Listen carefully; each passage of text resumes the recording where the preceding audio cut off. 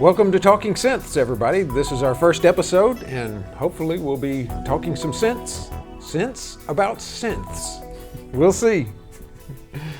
All right, one thing I wanted to say before we start, we're going to put every other episode on our Patreon page, so you can watch every other episode for free. If you want to watch every episode, you got to join up on our Patreon page, and you'll see them there.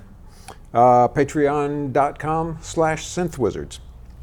Now, I'm going to address the most common question and comment on our Synthwizards page, and it's, I didn't know Billy Bob Thornton was into synths.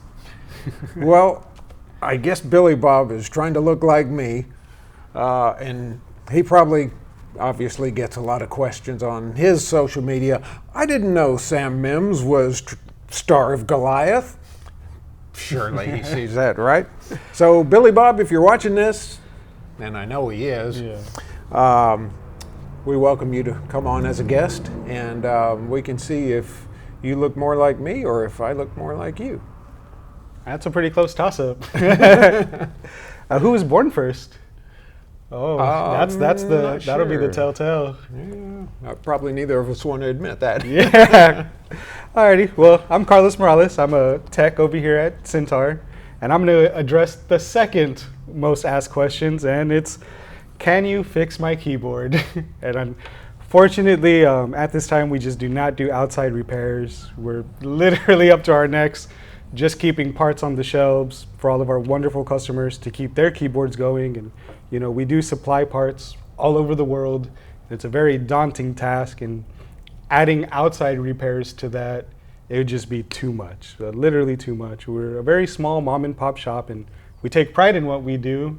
But a part of that is, you know, keeping the workload at a manageable amount. We do list on our website service centers, though. That's right. So if you go to our website and you scroll all the way to the bottom, you can find a service center that we've done business with before that'll be in your area. So likely that'd even be easier than shipping us a keyboard. Yeah, you know, waiting 6 months to get it back.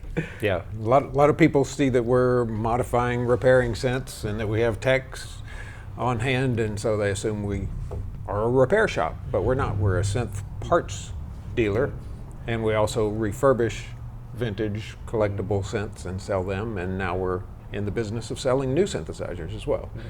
But we're not going to do any repairs. Sorry. All right. Let's take some questions. All right.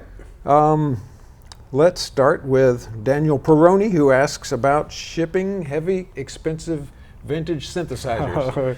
We just did that yesterday, the day before. We shipped out a memory Moog. So definitely vintage, definitely expensive, definitely heavy. and oddly enough, on the memory Moog, it's heavy on one end where the power supply is, so it's real cumbersome. And then the other thing with the memory Moog, it's got this heat sink on the back that pokes out. So if you just bubble wrap that and stick it in a box, that heat sink's going to punch through the bubble wrap and punch through the box, and it's going to be a nightmare for whoever opens it. So speaking on synthesizers being heavy on one end, I find something that causes a lot of damage during shipping is the amount of movement it has within the box. So with something like a memory Moog where it's heavier on one end, it's very easy for it to pick up momentum and move inside of that box. Yeah, so you don't want any sloshing around in the box. You want to be able to pick up that box and shake it, you know, to the best of your abilities and have very minimal, if at all, no movement. Yeah. So definitely pack it in there as tight as you can. We reuse a lot of our bubble wrap, newspapers, but also the very heavy, thick, brown, it's almost like construction paper. That stuff does really well. But just for filling in. Just for filling in. Yeah. So something like the memory Moog, it's great if on the back panel where that heatsink is, you put like blocks of styrofoam or something to sort of level everything out. Then wrap it in bubble wrap. And my general thing is, I wrap it up in bubble wrap enough to where it's going to feel safe. Then you stick that inside of a box and then fill in any space. Yeah, sometimes, depending on the value, we'll double box, so box inside of a box. Definitely. And you also want to be wary of any small toggle switches that may be on the back rear panel are contrast knobs. Those are two very easy things to kind of write off, and then they're damaged because of that jostling and because they protrude a little bit. Joysticks, like on the M1 or something, a lot of times I'll take a foam block and just punch a hole in it, stick that over the joystick. Keep it from moving. Yeah. Yeah. So I get nervous every time we do ship one, but usually they get there just fine. All right, on to the next question. Leonard Rowland, apprehensive about swapping out tack switches and other non-original parts on TR-808, TB-303, want to keep them operating, but feel bad about making them non-original. Yeah, I like this question because I'm into cars and watch some car shows and stuff, and the same sort of thing comes up in the car business. And let me start with this. It seems trendy right now. If you find an old car that's kind of cool and you want to fix it up, but it's kind of rusty and the paint's all and then you rubbed just off. clear coat it in? Yeah, like little rat rod. It's like, man, that patina is cool. I want to save that. But you don't want it to get worse, so you just give it a good wash, and then you clear coat it, and then you keep that patina. So that's kind of cool. I can see people, wanting to do that with a keyboard. But then it gets even more extreme, which is I think where Leonard is going with this. In the car world, there are people that will come up with a barn find. They'll find this really old, rare car in Grandpa's barn or something, and then they buy it and they don't even wash it because it's like, we're going to sell this exactly as is, with all the dirt on it, exactly as it was found in the barn, and it's got the original tires that are cracking and. Well, and then you have that whole third line of thinking where they keep the outside patina and then they turn it into an EV vehicle or a hybrid.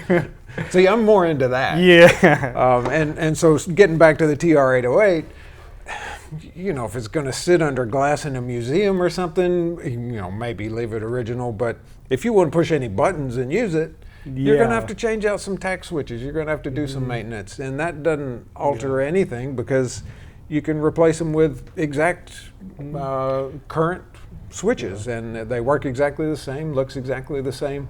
I don't see any reason not to do that. Yeah, I think for me, it's like you're saying, maintaining original functionality. I think where it gets into murky waters is front panel modification. Oh. Once you say you only have one tack switch that's going to fit that, but it requires you drilling out the front panel, that's where I become more apprehensive, because let's say you sell that or you pass that on to your kid, and then 30 years from now, they need to replace it, and now it's got a big hole in front of it, and there's no tack switch that'll fit it. And that's where it definitely gets a little bit more hairy. We have some good examples of that too. Like we have a Jupiter 8 right now that's got some extra pieces. I wouldn't say it's quite Swiss cheese, but it's got some extra holes, and it's got some extra pots, and it's got some extra switches, and I'm not a fan of doing that to a Jupiter 8. No, and especially with something like a Jupiter 8 it's only going to increase in value. But the mods that were done for that are very specific to the user. Yeah. And so now it has these extra bells and whistles that the next person's going to have no use for. They modified it to have outputs for a DB37 connector, which I don't see anyone having a use for that. Which we think, if someone had a 8-speaker system or something, you could send one voice to each of the speakers. I bet that sounds really cool, but probably the next guy isn't going to have the same setup. Yeah, let alone the DB37 to 8 quarter-inch connectors. You can get that at Radio Shack, can't you? Are they still open? All right, next question. I don't know. Let me check on Alta Vista. Yeah, ask Jeeves. Alrighty, we got See You in the 80s. Yeah. This one was really interesting. My Prolog sometimes repeat a note when I release a key, yet it doesn't do that via MIDI. So since it doesn't do it via MIDI, it's not anything electronic. I mean, that's an excellent way to rule out a lot of questions. In fact, we get a lot of questions on our forum about my keyboard turns on but does nothing when I press keys. And the first thing I'll suggest is plug in a MIDI cable, see if it plays from another keyboard. Might be nothing wrong with it electronically. It could be that the ribbon cable to the keyboard is unplugged or something. So that's a great way to find out what's going on. Prologues have pretty nice keyboards. Yeah. Here's one right behind us, key beds. Fairly new. Yeah. The only thing I can think of, perhaps if you're just kind of flipping the key and letting it go, maybe there's a little bounce there. I don't know if it's a specific key or a specific part of the key. Yeah, it would really depend on if it's happening across the key bed, the octave ranges. But if it's in a specific section, what are they usually 8 or 12 note contact 12, strips? Yeah, I would think that it was more than likely a dirty contact or dirty contact strip. So that would just require a little bit more knowledge to the specific situation. Yeah, but if it's a dirty contact strip or something, it's probably not too hard to take apart. This is another good topic. A lot of people have notes that don't work, specific notes, or sometimes they play at full velocity when you play the key slowly.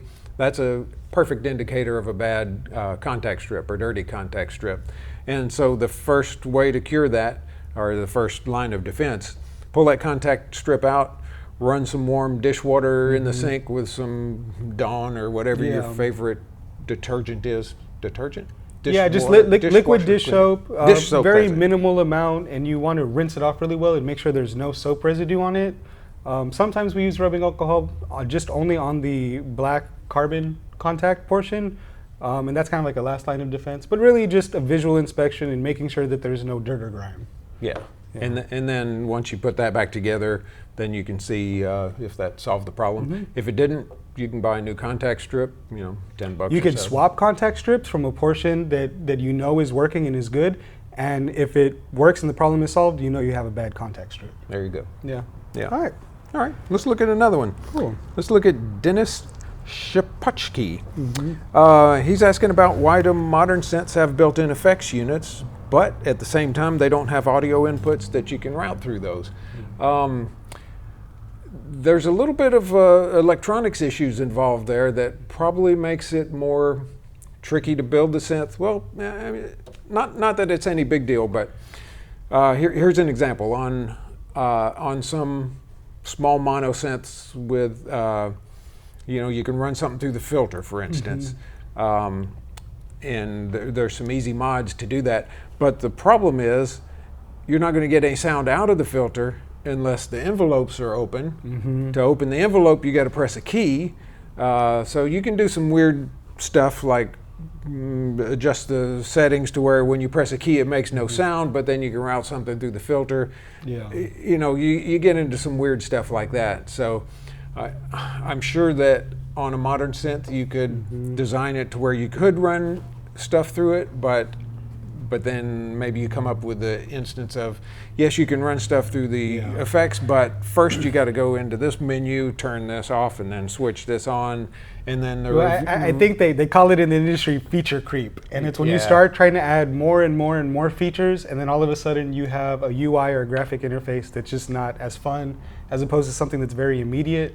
And so a case of this would be the Behringer, the Odysseys. They have the TC electronic effects, which is pretty cool, and you can route external signal through them, but they're not tempo synced, or they're not MIDI synced, and so then people start asking for more and more and more. It's, you give an inch, and that was the point I was going to get to. That then you got a reviewer or some user posting a review on the internet says, well, yeah, it can do effects, but you got to do this and this and then that to get to it, and it's like, okay, we tried to give you an extra feature and you're busting us for it. So I can see everyone just saying, wah.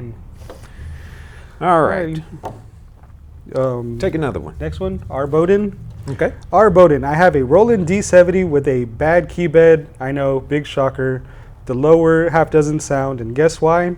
The flex trace from the contact board is no longer usable. Those those wonderful Roland.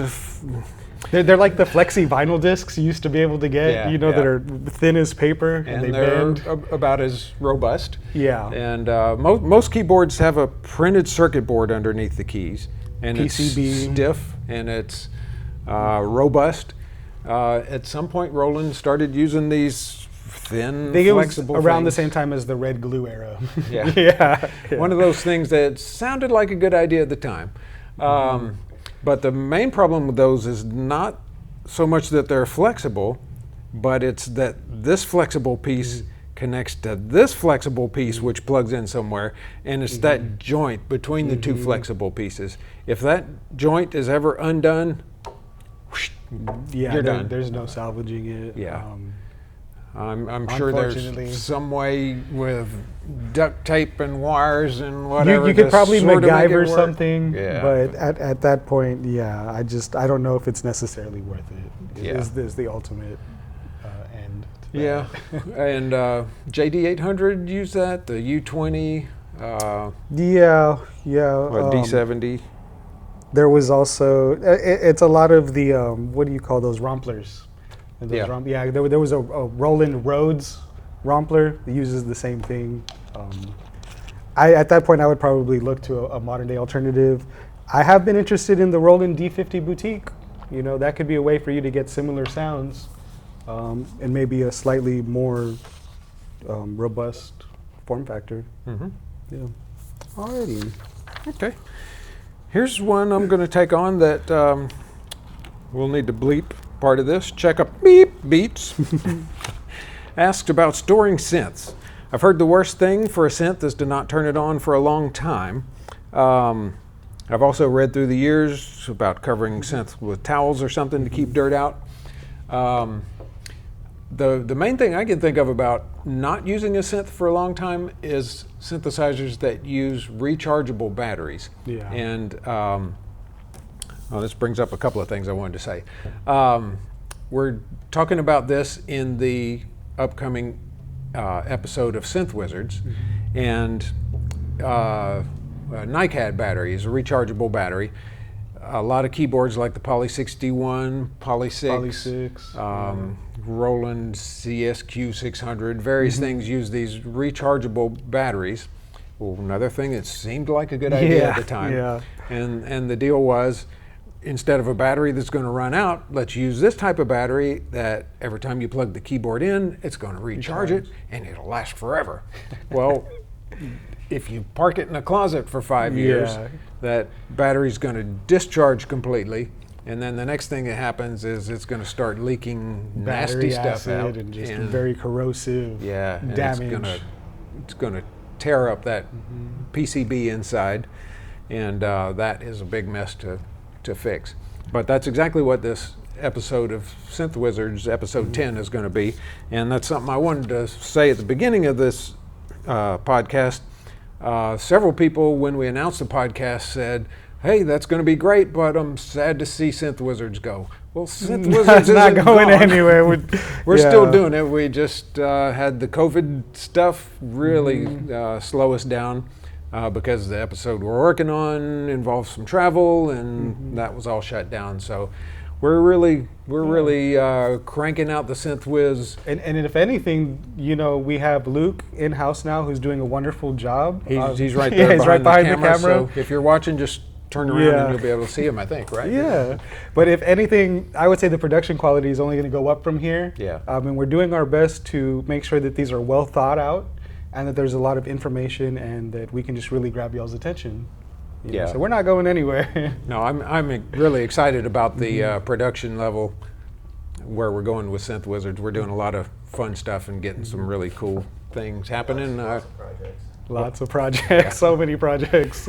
I won't spill the beans too much, Yeah. but we'll just say Synth Wizards is on the way, so nothing at all has happened with that. Anyway, back to the question. So yeah, other than NiCad batteries, I can't think of anything really bad about storing a synth for a long time. If you have a regular lithium battery, yeah, it can go dead and you might lose your programs, but you know, you should be able to load those back in. Yeah. And then the other thing he's asking about is, you know, should we cover them up with a towel or whatever? I just had an email the other day from a repair guy looking for some key bed parts, and he referred to a cappuccino incident. Yeah. And Yeah. I thought that was kind of funny. And so, yeah, it's a good idea if your stuff's all in a studio and you're drinking cappuccino or other beverages or And eating for me, I think sometimes towels can be kind of an eyesore. So I just went to a thrift store and got some really nice old textiles and have some cool mosaic patterns that I cover my unused synths with. Yeah. Yeah, And I guess the other thing is pets. Cat hair, so much cat hair. I think 50% of the people on the internet have cats and take pictures of them on their keyboards. Something like that. I think that you think you're a little low on that number. Well, 60% of statistics are made up just on the spot. Yeah. Or 70 or something. Something like that. So yeah, if you have cats or dogs or you're a smoker, hamsters or whatever, then towels, fabric, why not? I would be just weary of case foam. That would be. I would take a towel over case foam any day of the week. That is another good topic. That memory moog that we were talking about earlier that we just shipped out. You spent a lot of time getting the wood refinished, and that's because of case foam deteriorating, and the foam inside anvil cases doesn't last forever, and people a lot of times will assume that the best place to store this keyboard's in an anvil case, and then 20 years later you open it up and the case opens and all the foam is stuck to the keyboard, and it's horrible. It's really bad. Probably one of the worst things you could do for your keyboard. Yeah, we have a OBXA that we're refurbishing right now, and the case foam deterioration on that was so bad that the front panel is pitted and the paint's gone, and I'm not sure how we're gonna redo that because it's just so bad. Or we could just clear coat it in and sell it as a barn find. Patina. Patina, yeah. There you go. Yeah. All right. Synthomania? Synthomania. Okay, well, that's getting into the new stuff portion of the show. Oh, okay. So, sorry. are we ready to go there? I wasn't sure.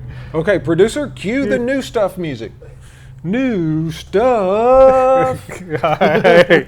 Synthomania grand opening. Yeah, Saturday, November 21st. So another reason this next Synth Wizard episode has taken a little bit longer than usual is because we're moving into a wonderful new facility that's going to enable us to not only do more work but service our local community.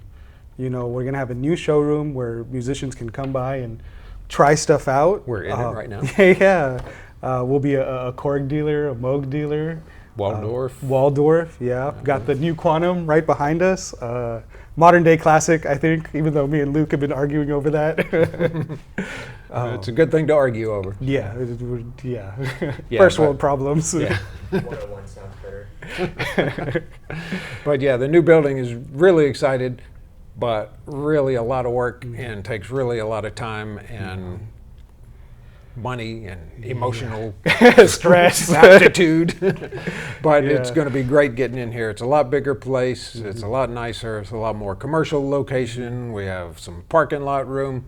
One thing I'm especially excited about coming in the future is that there's a big backyard area, and we want to fence that in and make a synth performance venue back there. So there's a lot of stuff yet to come, but we're real excited. One day about at a time.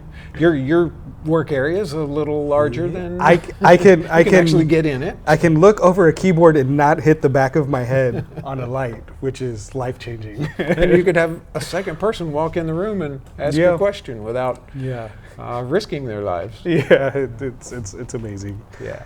So Saturday, November 21st, we are hoping to be live streaming this year's Synthomania from our new showroom. Yeah. And since we're still in the COVID area, if someone is local and they want to come on by. Don't forget your mask. But for the most part, it's going to be a virtual event, which we're excited about too, because instead of having just the local community from New Braunfels, where we are, San Antonio, Austin, sometimes Houston, we'll have the whole world community. Yeah, I know last year when we made the announcement, there were a lot of people that were just like, I wish I could make it. Yeah. But you're in the next state over. And so if anything, through this pandemic, there are going to be some silver linings. And part of that is going to be being able to share Synthomania with the world, which is really exciting. And we'll still have the really cool stuff. Like Korg is going to be one of the main sponsors. Mm-hmm. They're giving us an Electribe 2BL. That'll be a door prize, and so even if you're in Finland and you're watching, we're going to see that you're tuned in, and we'll draw for door prizes from who's tuned in at the time. And so if you're the winner, we'll pack that bad boy up and send it off. Yeah. So yeah, we'll have more details coming, but hope you'll be joining us. Some other stuff that's new this week. Moog, being that we're a Moog dealer, they're just announced. They have just announced the dark versions of the Grandmother and Matriarch, which those are black instead of the kind of a throwback to the color Rogue. scheme. Yeah, you know, same color scheme. Yeah, very I thought the color scheme on the Matriarch and Yeah. Grandmother were pretty cool. I mean, I like the design of those, but black is hard to beat. Basic black. Yeah. So you see it a those lot are in the really cool. Eurorack world where people, you know, they chase the all black panel modular setup. Yeah. Well, it doesn't sound very good, but it's all black. Yeah, right. Whoa, hey. I like modular, all right? Oh, I'm not dissing Yeah, modular. yeah. I'm just saying. Old man over here. No, I was just saying, if you're going for the look instead of the sound, then yeah. All right. And then the sequential. That's exciting. Prophet 5 and Prophet 10. Wow. Really exciting news to hear about that. Yeah. Especially, you know, what they're really pushing is just capturing that little bit of mojo that was in the original. So what I'm really excited about that, you know, Prophet 10s are rare as hen's teeth to begin with. So now to have a modern day alternative in where you can dial in character from different revs, I mean, it's a great That's time very to be cool. alive. Yeah. Yeah, true. I mean, can you think of any better time with Yeah. more cool synthesizer stuff? I don't know. The world's your oyster. I grew up back in the Pleistocene era when when mini Moogs were just coming out, and you lugged Rhodes and B3s to gigs, and a lot of people look back on that time fondly of, oh, there was mini Moogs and there was you know all this cool stuff, and they were reasonably priced and whatever. It was very cool. One of my favorite advertisements is the Nedson Clavier, and it's like half the weight of a Model D and more portable, because they're just talking about the key bed, not about the giant computer you had to lug with it. Well, that's for the roadie to handle. Yeah. But I mean, you know, all of that nowadays is at the touch of your fingers. Yeah. You know, literally at your fingertips, and I think that's amazing. And it could be literally these fingertips, you know, so many plugins and stuff. And BSTs and Yeah. and then you have things like the Quantum that are the best of both worlds: digital oscillators, digital waveforms, and analog filters. Which I think is just sounds great. really good. Yeah. Yeah. I think that about wraps it up. I think we're about at the end, Yeah. so I guess we'll say our modulator. Modulator, guys.